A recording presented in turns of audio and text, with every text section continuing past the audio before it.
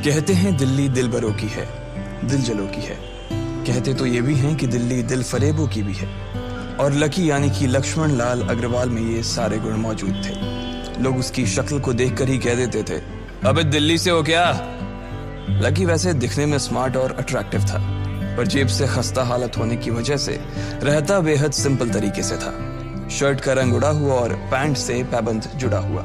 कहने को तो उसकी उम्र के लड़के दिल्ली की सड़कों पर रात को मोटर बाइक दौड़ाते थे, लेकिन लकी उर्फ लक्ष्मण लाल अग्रवाल सिर्फ कमरे से कॉलेज में पढ़ाई और गर्लफ्रेंड डिंपल के साथ थोड़ा वक्त बिताना, फिर कॉलेज से दुकान, दुकान से जब होम डिलीवरी आए तो वहां, और फिर घर चला जाता था। हाँ, कभी कभी जब वो किसी लड़के को खाली सड़क पर मोटर बाइक दंदनाते हुए देखता तो कहता, एक दिन अपना टाइम भी आएगा जब मैं चश्मा लगाकर बैठूंगा और पीछे डिंपल को बैठाऊंगा। देखना, जब वो मेरी कमर में अपना हाथ कसेगी और मैं तेजी से मोटरसाइकिल को इंडिया गेट के आसपास दौड़ाऊंगा तो सारे दिल्ली का दिल हम दोनों को देखकर जलेगा। दुकान में रखा हुआ बर्नॉल भी काम नहीं आएगा। लकी ने कहा और अपने हाथ में बर्नॉल की क्रीम को दबा दिया। जैसे ही उसने क्रीम को दबाया, उसका क्रीम बाहर आ गई। अबे गधे, क्या कर रहा है? वो कोई स्पंज की गेंद है क्या जो उसे दबा रहा है? दुकान के मालिक ने उससे फटकारते हुए कहा और उसके सर पर एक चपत लगा दी। Sorry sir. लकी ने अपना सिर बचाते हुए कहा। वो करोल बाग में स्थित एक छोटी सी मेडिकल स्टोर पर काम करता था। उसकी दुकान का नाम था चमन मेडिकल स्टोर और उसके ओनर का नाम था चमन लाल। लकी पिछले 5 साल से इन्हीं की दुकान पर काम कर रहा था। यहाँ इस छोटी सी शॉप पर काम करना उसकी मजबूरी थी। लाइफ में कंगाली की वजह से उसे कॉलेज में पढ़ाई पूरी करने के लिए पार्ट टाइम जॉब करना था। उसने कई अच्छी जगह अच्छी तनख्वाह की नौकरी ढूंढी पर नहीं मिली और वो इस मेडिकल स्टोर पर ही अटक गया। गधे, अब इसके पैसे क्या तेरा बाप भरेगा? कटेगा। इसका पैसा भी तेरी तनख्वाह से कटेगा और एमआरपी से डबल रेट में कटेगा। चमन ने अपने दांतों को किचमिचाते हुए कहा। गुस्से की वजह से उसकी नाक फूल गई थी और लकी की सांसें। उसने घबराते हुए ओनर से पूछा, एमआरपी से डबल क्यों सर जी? ताकि अगली बार से ऐसी कोई हरकत करने से पहले तू डबल बार सोचे। चमन ने कहा और उसके हाथ से ट्यूब छीन ली। उसका जी तो चाह रहा था कि वो लकी की खोपड़ी पर एक और बार अपना हाथ साफ कर ले, लेकिन उससे पहले ही दुकान का फोन बजने लगा। फोन की घंटी बजते ही लकी को वहां से निकलने का मौका मिल गया और वो भागते हुए फोन उठाने के लिए चला गया। हेलो जी, करोल बाग के बेस्ट मेडिकल चमन मेडिकल स्टोर से बोल रहा हूँ, बताइए क्या काम था? ये लकी की पेटेंट लाइन थी। चाहे कहीं से भी फोन आए, लेकिन उसे फोन पर बस यही बोलना था। जैसे ही इधर लकी ने अपनी बात कही, उधर से जवाब आया, मैं अप्रूविंग नाइट होटल के कमरा नंबर 303 से बात कर रहा हूँ। एक छोटा सा ऑर्डर है, नोट करो और जल्दी से होटल पर डिलीवर करवा दो। वो एक लड़के की आवाज थी। उसकी आवाज में काफी भारीपन और एक अजीब सी जल्दबाजी थी। जैसे ही लकी ने वो आवाज सुनी, पता नहीं क्यों उसे वो आवाज जानी पहचानी सी लगी। जी सर, बताइए आपका क्या ऑर्डर है? हाँ तो लिखो, हार्ट प्ले के 2 पैकेट और 1 पैकेट टिश्यू। लकी, जो कि अपना पेन लेकर खड़ा था, हार्ट प्ले का नाम सुनते ही झिझक गया। असल में हार्ट प्ले नाम का एक कंडोम आता था और इसलिए उसका नाम सुनते ही लकी शर्मा गया था। इतने साल से भी मेडिकल की स्टोर पर काम करने के बाद उसे इन चीजों का नाम सुनने में शर्म आती थी। हेलो भाई, लिखा कि नहीं लिखा? उस आदमी ने फिर से लकी से पूछा। जी सर, लिख लिया सर, लिख लिया। लकी ने खिसियाकर हंसते हुए कहा। लिख लिया तो फिर लेकर निकल, उस लड़के ने कहा। उसकी आवाज सुनकर ना जाने ऐसा क्यों लग रहा था कि वो बहुत बड़ा आदमी था। जी सर, लेकिन सर बाहर तो बारिश हो रही है, लकी ने कहा। उसने देखा कि बाहर बहुत तेज बारिश हो रही थी। उनकी दुकान के सामने पानी भर गया था और तेज हवाओं की वजह से चमन मेडिकल स्टोर का बोर्ड भी गिर गया था। लकी को लग रहा था कि वो इतनी तेज बारिश में अभी एकदम से तो नहीं निकल पाएगा, तो उसने उस लड़के को समझाते हुए कहा, सर मैं ऑर्डर तो ले आऊंगा पर थोड़ा टाइम लग जाएगा, बारिश थोड़ी थम जाए। अब इससे पहले कि वो कुछ आगे बोल पाता, फोन पर लड़का बोल पड़ा। तुम्हारे मालिक को पता है कि तुम मल्होत्रा जी के लड़के को मना कर रहे हो? हाँ पता है, बारिश हो रही है, इसलिए सारा सामान अच्छे से थैली में पैक करके लाना और लेट नहीं होना चाहिए, समझे? उस लड़के ने कहा और इससे पहले कि लकी आगे कुछ कह पाता, उसने फोन काट दिया। उधर से लकी के दुकान का ओनर उसे घूर कर देखा जा रहा था। लकी के हाथ में पेन और पेपर देखकर ही वो समझ गया था कि उसके पास कोई ऑर्डर आया था। आज वैसे भी इतनी बरसात होने की वजह से सुबह से इक्का दुक्का ग्राहक ही दुकान पर आए थे। ऐसे में उसकी दुकान का मालिक एक भी ऑर्डर को छोड़ना नहीं चाहता था। वो लकी को देख रहा था और लकी बारिश की ओर देख रहा था। बारिश का बहाना नहीं चलेगा, जाना पड़ेगा, चमन लाल ने कहा। मैं बहाना नहीं कर रहा सर, थोड़ी बारिश धीमी हो जाए तो मैं चला जाऊंगा। अभी आप खुद ही देखिए कितनी तेज बारिश है। वो पता नहीं कोई मिस्टर मल्होत्रा का कोई बेटा कुछ ज्यादा ही जल्दी में था। मैं साइकिल से तो पहुंच नहीं पाऊंगा इतनी जल्दी। लकी ने उनकी ओर देखते हुए कहा। क्या कहा? मिस्टर मल्होत्रा जी का बेटा? तू मेरी दुकान बंद करवाएगा क्या? अभी क्या भी निकल उनका ऑर्डर लेके, वो हमारे बहुत पुराने कस्टमर है, चमन ने कहा। पर लकी ने कहा ही था कि चमन बोला। पर कुछ नहीं, तू मेरी मोटरसाइकिल ले जा, उसने गुस्से में कहा। अरे सर जी, 200 के ऑर्डर में मुश्किल से 40 रुपए बचेंगे, इससे 3 गुने का तो पेट्रोल ही लग जाएगा, और अगर गाड़ी रास्ते में बंद हो गई तो अलग से खर्चा, लकी ने समझाते हुए कहा। वो जानता था कि उसका मालिक इन सब बातों पर ध्यान नहीं देने वाला। चमन लाल बोला। कोई बात नहीं, तू जा, चाहे जो हो जाए ग्राहक नाराज नहीं होना चाहिए, और वैसे भी वो मल्होत्रा जी का बेटा है। चमन लाल ने मोटरसाइकिल की चाबी लकी की ओर उछालते हुए कहा। लकी ने चाबी ली। उसे देखकर उसके अंदर मिक्स फीलिंग आ गई। एक तो वो बहुत खुश हुआ कि बड़े दिनों बाद बाइक चलाने को मिलेगी, पर वहीं दूसरी तरफ दुखी इसलिए हुआ कि बाइक मिली भी तो ऐसी तेज बारिश में, अगर खराब हो गई तो इसकी चपत भी उसके सिर पर ही पड़ेगी। वो मुंह लटकाकर रेनकोट और हेलमेट पहनते हुए वहां से निकल गया। बाहर आकर बाइक को देखा तो लकी ने मन में सोचा, चलो ठीक है, जो होगा देखा जाएगा, कम से कम बाइक तो चलाने को मिल रही है। दरअसल लकी इतने साल काम करने के बाद भी अपने लिए एक मोटरसाइकिल नहीं ले पाया था। लकी की तनख्वाह ही इतनी भर थी कि सिर्फ उसके कमरे का किराया, उसकी साइकिल में डालने वाली हवा का खर्च, बिजली पानी का बिल और डिम्पल के साथ महीने में 1-2 बार बाहर खाने का खर्चा ही निकल पाता था। उसे डिम्पल की कही बात अक्सर याद आती थी। लकी, अगर अगले 2 महीने में तूने बाइक नहीं खरीदी ना तो मैं तेरे से ब्रेकअप कर लूंगी, देखना। असल में डिम्पल को लकी के साथ बाइक पर घूमने की बड़ी तमन्ना थी। लकी की इस उजाड़ जिंदगी में एक वही तो थी जिसके लिए जिंदा रहने को उसका जी चाहता था। जब भी वो उससे बाइक की बात करती तो लकी डिम्पल की इस बात को हंसकर टाल देता था। वो अपने मन में इस बात को अच्छे से जानता था कि डिम्पल उससे बहुत प्यार करती थी और वो उससे कभी छोड़कर नहीं जा सकती थी। वो दोनों एक दूसरे में ऐसे घुले मिले थे जैसे बादल बरसात में घुल जाती है।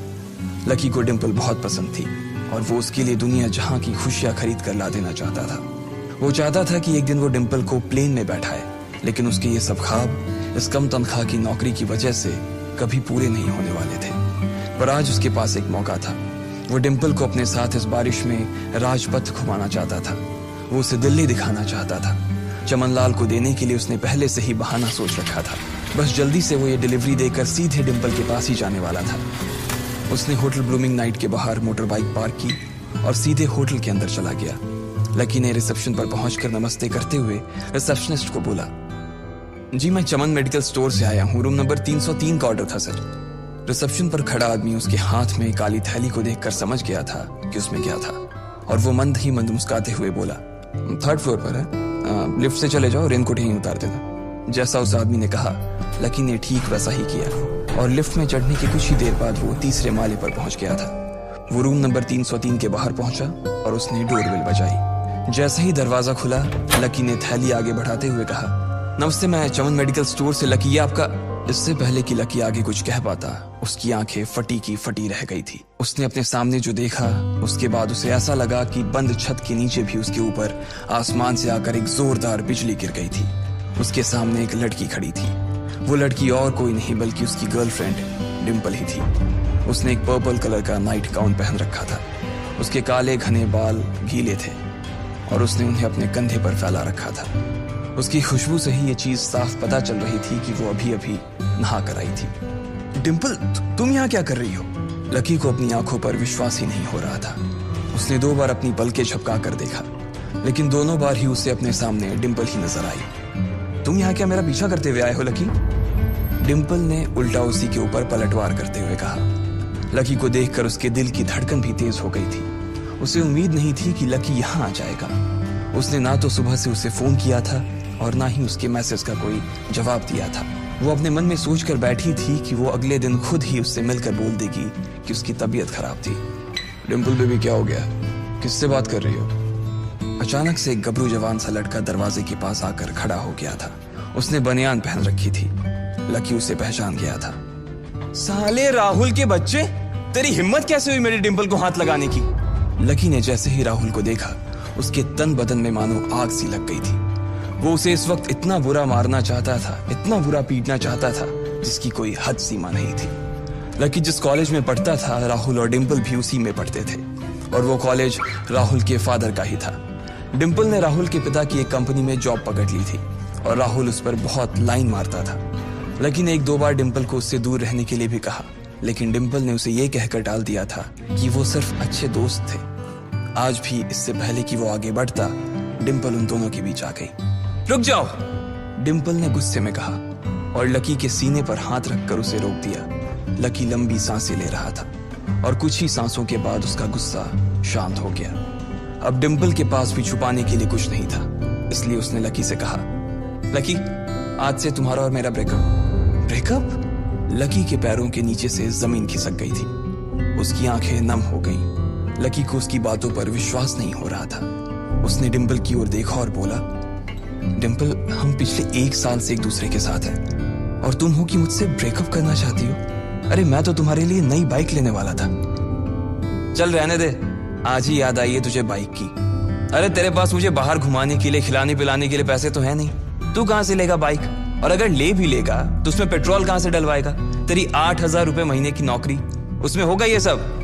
लोग हंसते हैं मेरे ऊपर जब मैं सरोजनी में तेरे साथ घूमती हूँ। मैं ऐसी लाइफ नहीं जीना चाहती लकी। मैं तेरी तरह गरीब नहीं रहना चाहती। तूने मुझे फंसाया था, उल्लू बनाया था तूने मुझे, इसलिए मैंने राहुल से मैचअप कर लिया है। आज से यही मेरा बॉयफ्रेंड है, डिंपल ने गुस्से में कहा। अच्छा, तो बेबी ये है तुम्हारा वो बेकार सा एक्स बॉयफ्रेंड? राहुल ने पूछा और डिंपल के बगल में आकर खड़ा हो गया। फिर उसने लकी के हाथ से थैली उठाई और उसमें से हार्ड प्ले का पैकेट निकालकर उसे चिढ़ाने के लिए उसे हवा में लहराने लगा। बाप रे, इससे बदकिस्मत इंसान इस दुनिया में और कौन होगा? राहुल ने उसकी टांग खींचते हुए कहा। लकी के पास उसकी बात का कोई जवाब नहीं था।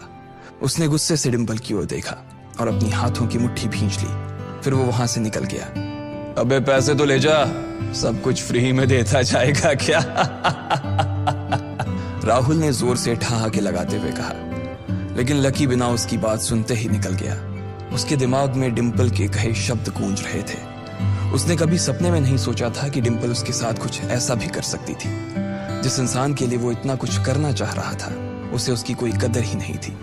लकी इतना हताश हो गया था कि बुरी तरह से रोने लगा। इस बार वो लिफ्ट से नहीं बल्कि सीढ़ियों से नीचे उतरा और एक सीढ़ी उतरने के साथ उसके आंसू आंखों से छलकते जा रहे थे। जब उसकी आवाज सुनकर कुछ लोग अपने कमरे से बाहर आए तो लकी ने तुरंत अपने आंसू पोंछे और तेजी से वहां से भाग गया। उसे जिंदगी में पहली बार प्यार हुआ था और पैसों की कमी की वजह से ना सिर्फ उसका प्यार बल्कि उसकी पूरी जिंदगी बर्बाद हो गई थी। लकी जैसे ही बाहर आया तो उसने देखा कि बाहर अंधेरा हो गया था। आसमान में तेज बिजली कड़की और बारिश जो थमी थी एकाएक फिर से झमाझम बरसने लगी। ये देख लकी के थमे हुए आंसू एक बार फिर से छलक गए। उसका दिल बुरी तरह से डूब चुका था, लेकिन उसे इस बात की खुशी भी हो रही थी। आखिर आज उसे डिंपल का असली चेहरा नजर आ गया था।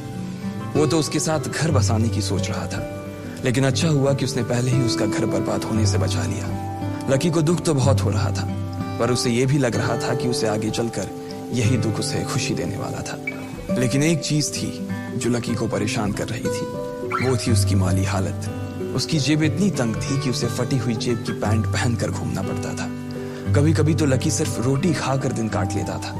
वो कब से कोशिश कर रहा था कि कोई अच्छा काम पकड़ सके, लेकिन उसे कोई काम देने को राजी नहीं था। उसने टूटे हुए दिल को दिलासा देते हुए मन में सोचा कि डिंपल पर खर्च होने वाले पैसे बच जाने से शायद उसके हालत सुधर जाएंगे, पर फिर भी वो रातों रात रईस नहीं हो जाने वाला था।